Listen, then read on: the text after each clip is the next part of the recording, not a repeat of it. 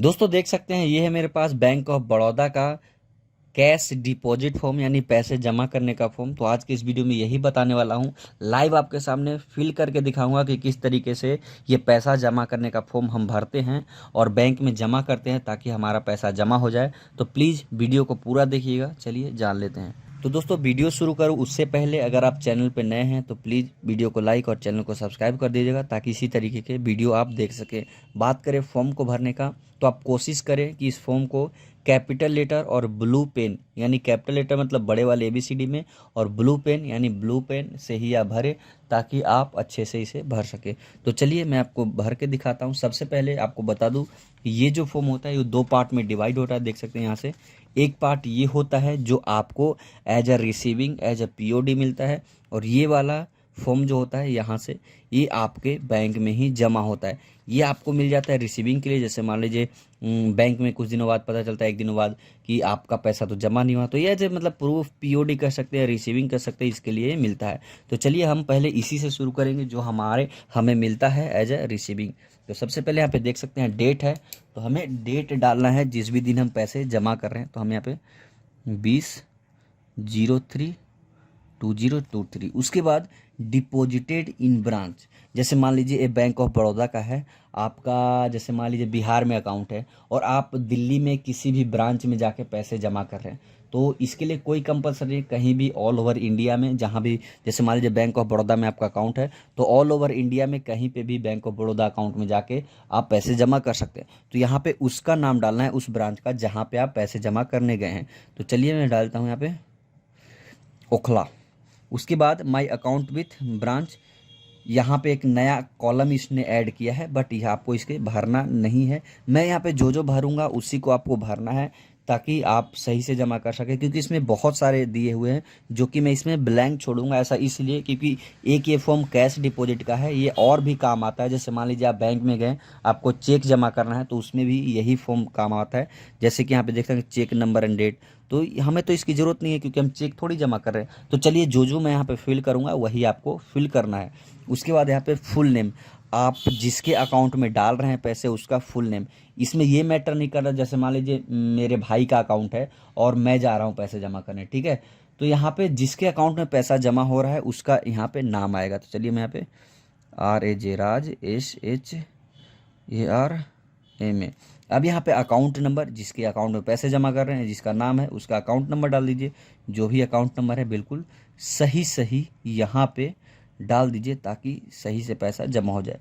उसके बाद यहाँ पे पर्टिकुलर, यहाँ पे आपको किस बैंक का है, BOB बैंक ऑफ बड़ौदा, उसका अमाउंट कितना है, जैसे मान लीजिए 10,000 है तो आप 10,000 यहाँ पे डाल दीजिए।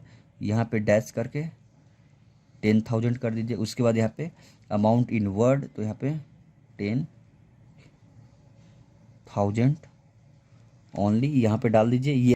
ये वाला पार्ट हमारा फिल हो गया। अब हम आते हैं दूसरे पार्ट में जो कि बैंक में जमा होता है। सबसे पहले डिपॉजिट इन ब्रांच, तो यहाँ पे ओखला, यहाँ पे जहाँ पे आपने जमा किया। उसके बाद फुल नेम, तो वही राज शर्मा जिसके अकाउंट में पैसे जमा कर रहे हैं। उसके बाद अकाउंट नंबर, जिसके अकाउंट में पैसा जमा कर रहे हैं जो अकाउंट है उसका अकाउंट नंबर यहाँ पे डाल दीजिए। Bank name and branch, bank name BOB bank of Baroda, branch हो गया ओखला। उसके बाद यहाँ पे चेक नंबर हमें बिल्कुल ब्लैंक छोड़ना है क्योंकि हमें चेक से मतलब नहीं है। अमाउंट में आपको 10,000 हो गया। उसके बाद यहाँ पे कुछ भी नहीं भरना। उसके बाद यहाँ पे ऊपर में एक है डेट, तो डेट हम आज का डाल देते हैं जिस भी दिन आप पैसे जमा करने जाते हैं। उसके बाद टाइप ऑफ अकाउंट, तो हो सकता है आपका सेविंग अकाउंट हो, मैक्सिमम होते हैं। अगर फिर भी कोई और है तो यहाँ पे डाले हमारा सेविंग, हमने डाल दिया। करंट है तो करंट डाल दीजिए। उसके बाद मेन फंड आता है, यहाँ पे लोग गलती करते हैं। यहाँ पे दिया हुआ है, जैसे मान लीजिए यहाँ पे दिया हुआ है नोटो, जैसे मान लीजिए 2,000 का नोट, 500 का नोट, 200 का नोट, 100 का नोट। ये कितना है, जैसे मान लीजिए 2,000 का नोट आप जमा करने जा रहे हैं कैश, तो 2 है, तो 2,000 का नोट 2 हुआ तो कितना हो गया, 4,000 रुपये। अब यहाँ पे 500 का नोट, जैसे मान लीजिए हमारे पास 12 है तो यहाँ पे कितने हो गए, 6,000 रुपये। नोटों की संख्या कितनी हो गई टोटल, 12 और 2 14, और अमाउंट कितना हो गया 10,000 इस तरीके से। उसके बाद यहाँ पे सिग्नेचर ऑफ डिपॉजिटर, यहाँ पे बहुत से लोग कंफ्यूज होते हैं। यहाँ पे जो बंदा पैसे जमा करने गया है उसका साइन होना चाहिए, बस इतना याद रखें। जैसे मान लीजिए जो भी बंदा गया है बैंक में जमा करने, उसका यहाँ पे सिग्नेचर होगा।